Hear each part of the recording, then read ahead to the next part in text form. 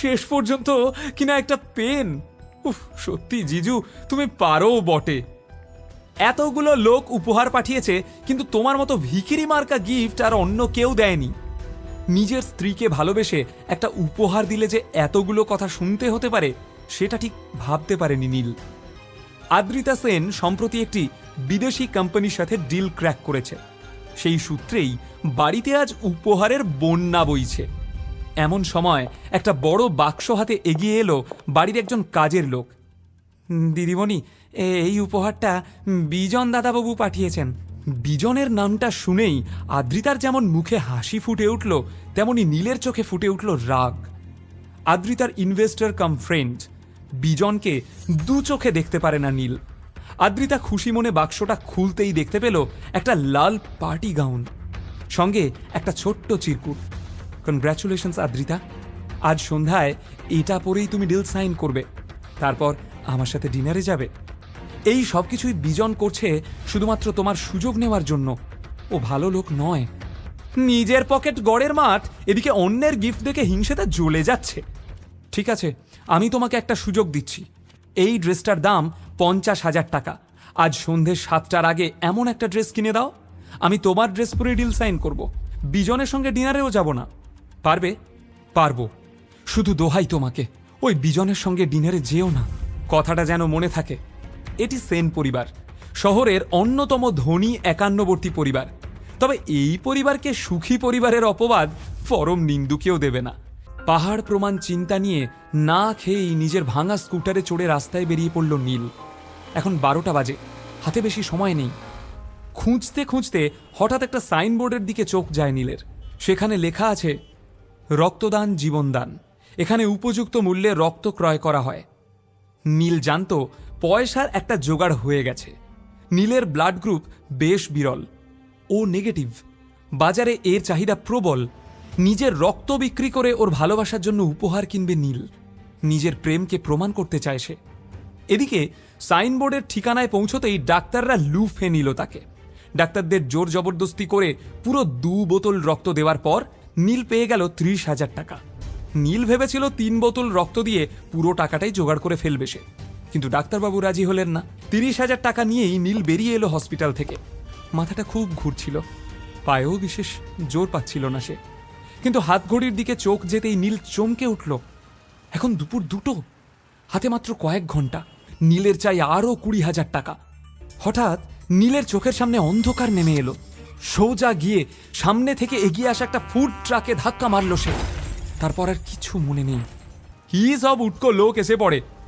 এক পার্টির জন্য হন্যে হয়ে ওয়েটার খুঁজছি, তার উপর আবার এসব ঝামেলা। এদিকে ঘড়ির দিকে তাকাতেই নীলের বুকটা ধক করে উঠল। 3:30 বাজে। ক্ষমা করবেন দাদা, আপনি কি কোনো ইভেন্টের কাজে যাচ্ছেন? আমাকে ওয়েটারের কাজটা দিন না, খুব দরকার দাদা। 20,000 টাকা জোগাড় করতে হবে। বেশ বেশ, একটা কিটি পার্টি আছে, সেখানে লোকেদের খাবার দেওয়া, বাসন মাজা, টেবিল পরিষ্কার করা, এই সব পারবেন আপনি? তবে অত দিতে পারবো না, 15,000 দেব, চলবে? প্রস্তাবটা লুফে নিল নীল। টলমল পায়ে উঠে দাঁড়ালো সে। লেক গার্ডেন্সের একটা বিলাসবহুল বাগান বাড়িতে আজ সব বড় লোকের বউদের কিটি পার্টি চলছিল। সেখানে পৌঁছে নীল তড়িঘড়ি নিজের নোংরা জামাকাপড় ছেড়ে ওয়েটারের কস্টিউমটা পরে নিল। সঙ্গের মতো দাঁড়িয়ে আছো কেন? খাবার সার্ভ করো। মাস্ক পরে চুপচাপ সবাইকে খাবার সার্ভ করে বেরিয়ে এলো সে। লোকের এঁটো কাটা তুলে, টেবিল মুছে, বাসন মেজে সবটা প্রায় সামলে নিল নীল। কিছু টাকা টিপস পেয়ে সাথে কমলবাবুর দেওয়া টাকা যোগ করে 20,000 টাকা জোগাড় করে নিল সে। মনের আনন্দে লাফিয়ে উঠল নীল। ভাবল, আদ্রিতা, আজ আমি প্রমাণ করে দেব যে সত্যি আমি তোমাকে কতটা ভালোবাসি। সাউথ কলকাতার 5খানা বুটিক ঘুরে সব থেকে দামি ডিজাইনার বুটিকে একটি সুন্দর নীল রঙের ড্রেস পছন্দ করল নীল। কিন্তু বিল মেটাতে গিয়ে এ তো মাত্র 20,000 টাকা। বাকি 30,000 টাকা গেল কোথায়? বিদ্যুৎ চমকের মতো নীলের মনে পড়ল সে নিজের জামাকাপড় ছেড়ে ওয়েটারের পোশাক পরেছিল। সারা পার্টিতে ওই 30,000 টাকাটা ওভাবেই রাখা ছিল ওর ছেড়ে রাখা প্যান্টের পকেটে। কেউ হয়তো সুযোগ বুঝে চুরি করে নিয়েছে। মাথায় বাজ পড়ল নীলের। প্রায় 6টা বাজে। 7টায় বেরোবে আদ্রিতা। কি হলো? পেমেন্টটা তো করুন, ড্রেস নিয়ে দাঁড়িয়ে আছেন। দাদা, আমি পুরো টাকাটাই নিয়ে এসেছিলাম, কোনোভাবে 30,000 টাকা চুরি হয়ে গেছে, আমায় ড্রেসটা দিন। আমি বাকি 30,000 টাকা দিয়ে দেব, কথা দিচ্ছি। যে অবস্থায় দোকানে এসেছিলে দেখেই বুঝেছিলাম কেনার ক্ষমতা নেই। এই কে আছিস, ঘাড় ধাক্কা দিয়ে বের করে দে এটাকে। সারাদিন অক্লান্ত পরিশ্রম করেও ভাগ্যের কাছে হেরে সেন বাড়িতে ফিরল নীল। বাড়িতে পা রাখতেই চিত্রা ঘুঁটের মালাটা পরিয়ে দিল নীলকে। জানতাম হারবে, তাই প্রথমেই ঘুঁটের মালাটা পরিয়ে দিলাম। অকর্মা কোথাকার। সিঁড়ির দিকে তাকিয়ে ও পাথরের মতো দাঁড়িয়েছিল, কেননা বিজনের দেওয়া ড্রেসটা পরে নেমে আসছিল আদ্রিতা। অর্পিতা এবং চিত্রাকে বাই বলে বেরিয়ে গেল আদ্রিতা। নীলকে কিছু বলারও সুযোগ দিল না, যেন ও জানতই যে নীল পারবে না। মনের দুঃখ মনেই চেপে রেখে নিজের ঘরে ফিরে এলো সে। হঠাৎ পাশের ঘর থেকে আসা টিভির নিউজ শুনে স্থির হয়ে গেল নীল।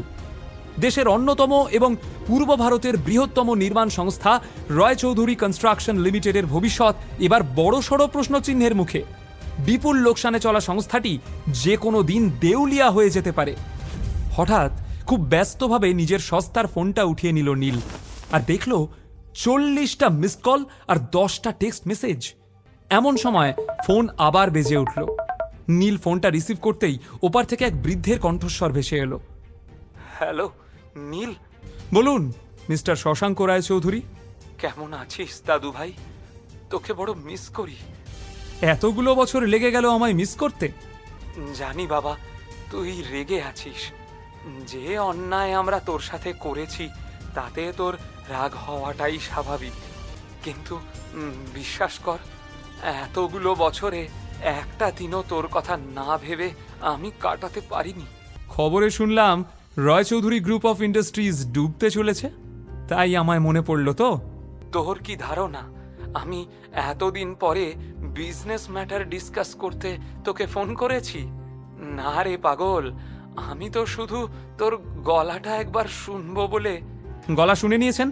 বাই। না না, ফোন রাখিস না দাদু ভাই।